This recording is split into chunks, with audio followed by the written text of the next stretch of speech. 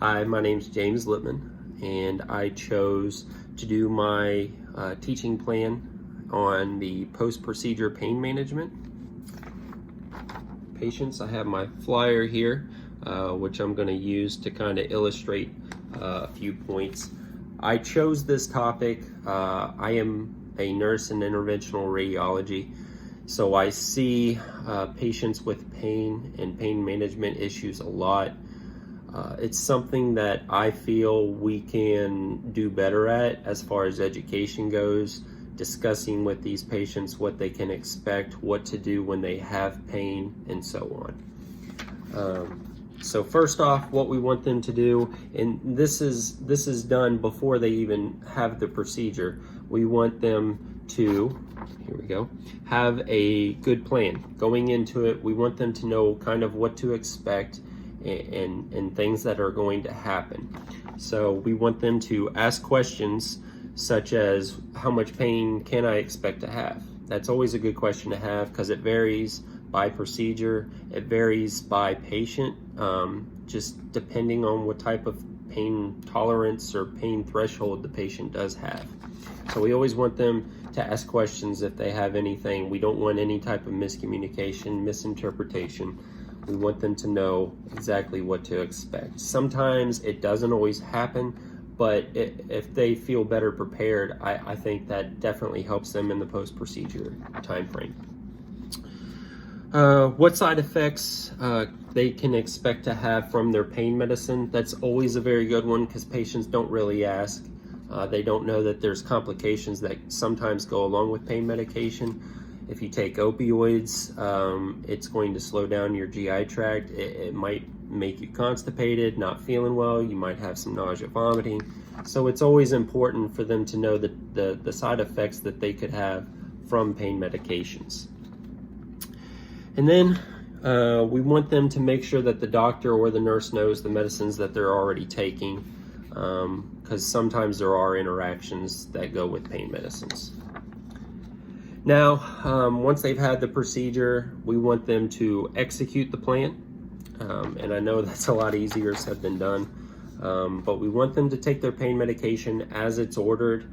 And what a lot of patients do when they do go home is their pain gets severe, and then it's too hard to control. Some patients are, I guess you could say, stubborn or old-fashioned, or they're afraid of becoming addicted to pain medicine. They don't want that to alleviate their pain. So their pain gets too severe, and then it's really hard to bring it back to a manageable level. So we want to educate them that that's what the pain medicine is for. If they take it as it's prescribed, for what it's prescribed, then they should not become addicted to that it should help alleviate a lot of the pain that they have. Which leads to the next point on my flyer, that if their pain's not controlled by the medicine they're taking, if they're taking it as directed, then they need to contact a nurse or a doctor and let them know, because we don't want patients to sit there and suffer in pain thinking that, this is what I was told to do. There's nothing else I can do. There's always something else you can do, or we can do.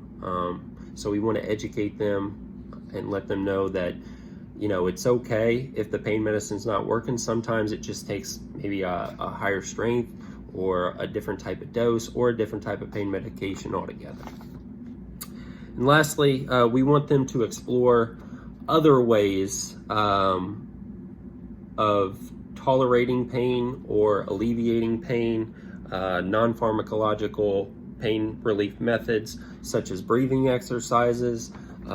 Deep breathing is always a good one. Stretching, sometimes muscles get tight, and after a procedure, you're not feeling well, you don't really want to move around a whole lot, but that's one thing. Mobility is a pain relief method. Getting up and moving around a lot of times can help the pain.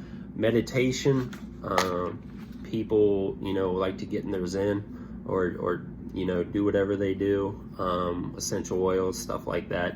And then hot and cold packs. There's you know, if that is okay with your physician, then definitely we want them to take advantage of that. We want them to take advantage of all non-pharmacological pain relief methods, because that's very important, especially if, you know, a patient comes in and they have chronic pain. They're used to taking pain medicines, and what we give them is not doing it. It's not cutting it. They're going to need different ways of dealing with their pain.